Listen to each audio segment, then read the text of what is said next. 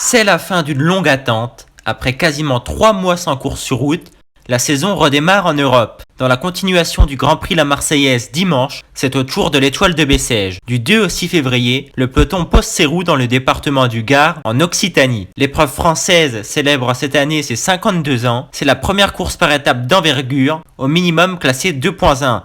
Elle accueille un plateau 5 étoiles. Sont notamment attendus Richard Carapace, Philippe Ogana et Greg Van Avermaet. Composé de 5 étapes, l'Étoile de Bessèges propose cette année un parcours particulièrement exigeant. 4 journées arriveront soit au sommet d'un mur, soit d'une vraie ascension, comme le Mont Bouquet. C'est même le cas du contre-la-montre qui conclura l'édition.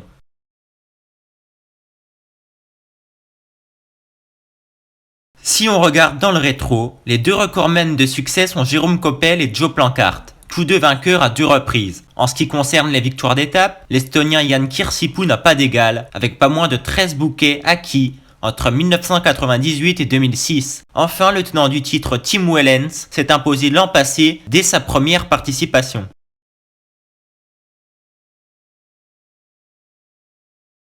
Cette année, 21 équipes sont inscrites, dont 9 World Tour, 9 Pro Teams et 3 équipes continentales. 9 World Tour, c'est le second total le plus élevé de l'histoire après les 11 de l'an dernier. Les World Tour sont Ineos Grenadier, AG2R Citroën, Trek Segafredo, UAE Team Emirates, Groupama FDJ, Intermarché Wanty Gobert, IF Education Easy Post, Cofidis et Israel Startup Nation. Énonçons maintenant les équipes de deuxième division.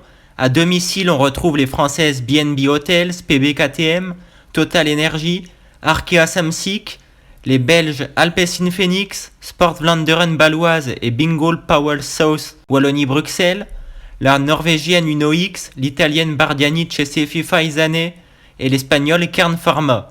Enfin, les continentales auront à cœur d'exister, notamment en animant les échappées. Les 3 équipes retenues sont Saint-Michel-Aubert 93, Gosport Roubaix-Lille Métropole et U-Nantes Atlantique.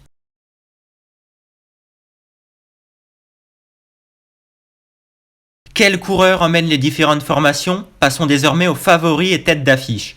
Sur le papier, Michał Kwiatkowski a tout pour remporter le général. Excellent puncher, le Polonais est capable de grignoter des secondes de bonification par-ci par-là lors des arrivées en bosse et des sprints intermédiaires. Il se défendra également très bien dans un effort plus long, s'apparentant à celui d'un grimpeur dans le Mont Bouquet et lors du contre-la-montre final. Deuxième derrière Tim Wellens l'an dernier, Kwiato vise assurément la victoire pour sa rentrée. Il sera à la tête d'une surpuissante équipe Ineos, avec Richard Carapace, Philippe Ogana, Eddie Dunbar et Ben Tollett, qui font de beaux leaders de rechange. Un succès mettrait fin à 1 an et demi de disette. Cela pourrait le remettre en confiance avant les classiques ardennaises. Philippe Ogana sera le grand favori du contre-la-montre d'Alès.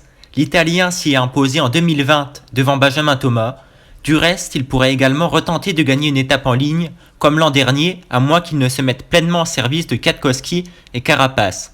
Richard Carapace débute lui aussi sa saison à Bessèges. Contrairement à Kwiatko et Gana, c'est une première pour lui, le Tour de San Juan ayant été annulé. La locomotive du Karchi est rarement compétitive d'emblée, il lui faut plusieurs courses pour se mettre en jambes. Cela additionné au fait que le parcours n'est pas franchement montagneux, il serait étonnant de voir Carapace triompher, mais le champion olympique est capable de tout.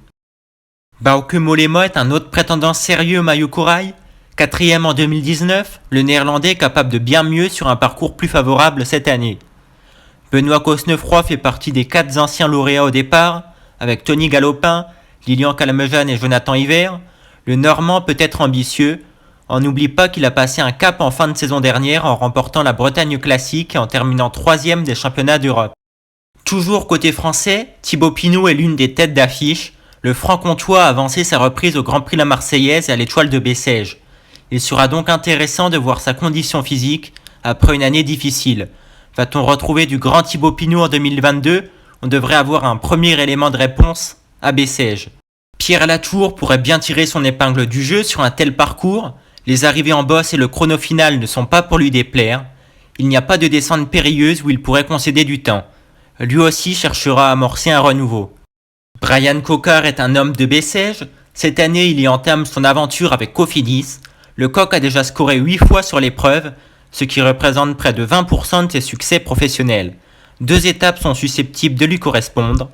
Chez les sprinteurs, il fera face à Pascal Ackermann, Mats Pedersen, Daryl Impey et Magnus Cort. Étincelant sur l'édition 2020, Magnus Cort est même un candidat au général. Le Danois avait remporté une étape et pris la deuxième place du chrono d'Alès il y a 2 ans. Enfin, des coureurs comme Diego Ulissi, Alberto Bettiol, Franck Bonamour et Tony Galopin sont également à suivre de très près.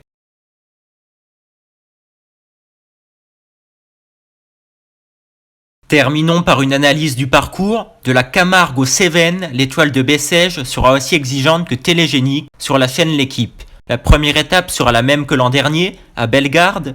Les coureurs parcourront 3 fois un circuit de 40 km. Ce circuit s'achèvera au sommet de la côte de la Tour, une bosse de 600 mètres à 6,5%.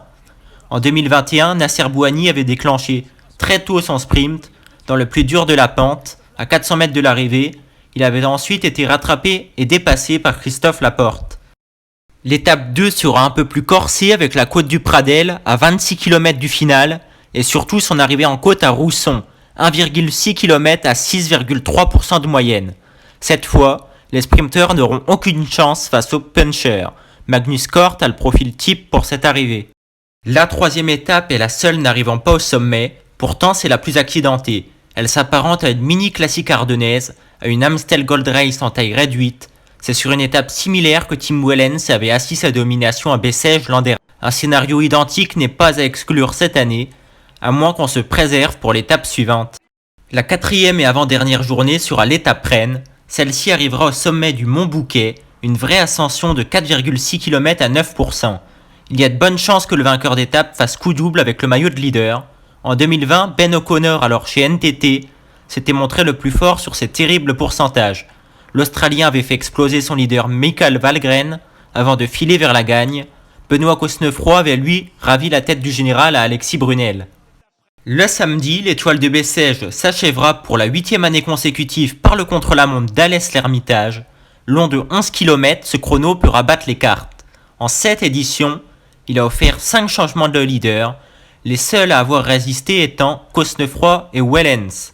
Les 2600 derniers mètres ont un pourcentage moyen de 6%, sur des routes étroites demandant en permanence des relances, avec des virages à 90 degrés et des demi-tours. Les punchers peuvent inverser la balance, par rapport aux rouleurs, avantagés dans la partie initiale. Philippe Oganos s'était cependant imposé devant Benjamin Thomas l'an dernier.